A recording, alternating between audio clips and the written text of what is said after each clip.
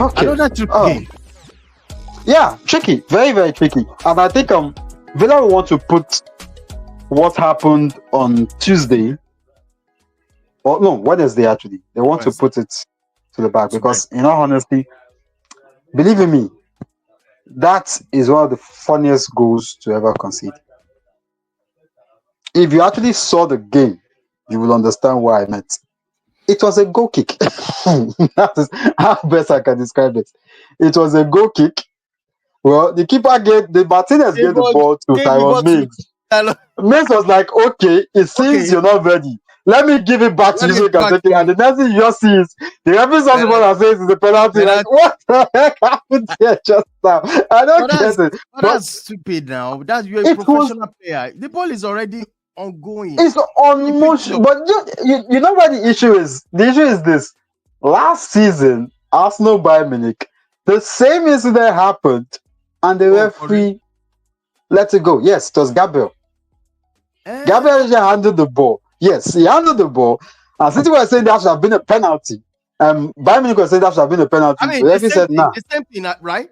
It was basically the same thing. It was the keeper trying to take a shot. He passed to the defender. The defender holds the ball, just stops the ball, and sends it back. And you're like, okay, what's going on? But basically, I think that game, in all honesty, we all expected Aston Villa to win because Club Brugge have not exactly been fantastic in Europe, but Brugge actually got the result. Liverpool, on the other hand, fantastic. This was a game that no one actually expected. We knew, yes, Bayer Leverkusen were going to be a tough cookie. Xabi Alonso, Liverpool legend, coming back to Anfield, but the scoreline. We didn't actually see it coming out. Most especially when you realize the fact that it was a hat-trick by the one person you do not expect to score a hat-trick, Luis Diaz. Yes. That tells you that, personally, that tells you that Luis Diaz has been one player who seems to be the one doing the turning up for Liverpool this season, aside from Mohamed Salah. Exactly. He is one player who I feel that if he's given reign, I've seen Diaz play, and believe me, I keep on saying it. Diaz is one player you honestly do not want to defend against as a defender. He is good. He can run, he can dribble, and he can shoot. These are three combinations you do not want to see on a very, very pacey winger for that matter. And I think it's going to be a major one, especially for the Villa flank men. I'm talking about Lucas Digne and the other guy on the side. And Ezri Konsa. It's going to be a major challenge for them. So I think that should be either Konsa or Matty Cash, depends on who Emery decides to use. We'll confirm. I think it might be Matty Cash on that side. It might be Matty Cash on that side. So Cash and this guy have got work to do. Let's come down to midfield. Liverpool's midfield, Aston Villa's midfield. I'll say very tough. It's going to be very, very tough. It's going to be very, very tough, because what Liverpool does not seem to have ready-made, Villa does. And that's a DM. Because I do not see anyone who I want to put in that midfield apart from Onana. Apart from Onana, exactly. Onana, exactly. So I think he is going to have a major role to play in that game. Yeah. Yes. He's going to have a major role to play in the game.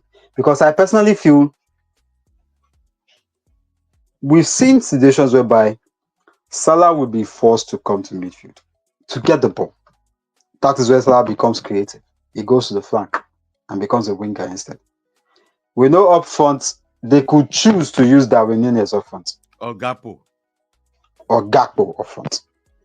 Personally, for me, those two guys up front, I wouldn't be really scared having them, because one thing I'm very certain of is this. For every one chance they are going to get to finish, they will actually miss about three. Yes.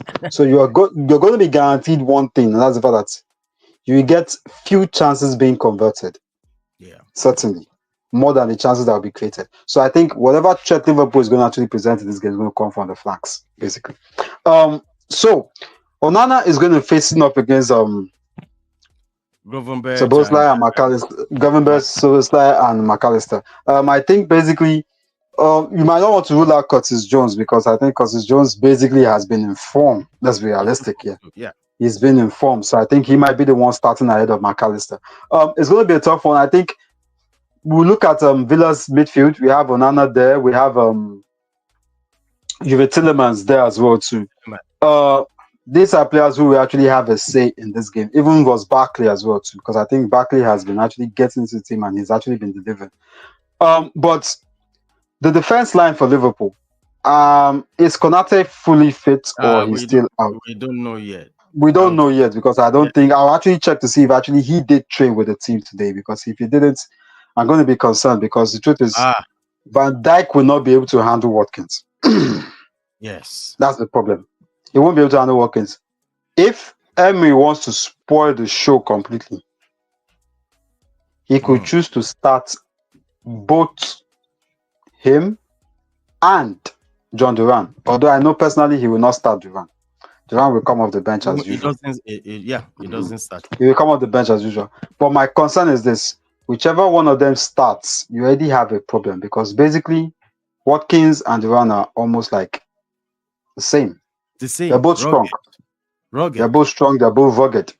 And these are strikers that do not have that doubt in their minds to shoot from any distance. Liverpool, the goalkeeper, Kelleher, we need to be extremely careful because we know basically he's just a placeholder for Alisson. So opposing strikers, we have an advantage based on his lack of experience. They're going to take it as a major route to get him. Yes. So he has to be careful. He has to give the man of the match performance because I think Villa will be smarting from a defeat. Although, if the game was at Villa Park, I'll be worried. But it's at Anfield.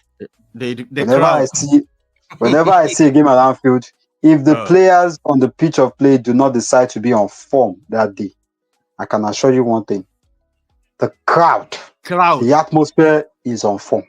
And when the atmosphere is on form, forget it. It will take a miracle to beat Liverpool at Anfield. So basically, for this game, I see Liverpool winning this anyway. I see Liverpool winning this one. I see Liverpool winning this one. Yeah. All right, people, we want to have your comments. What do you think about this game? Do you think Liverpool? We are predicting right now that Liverpool is going to win this game.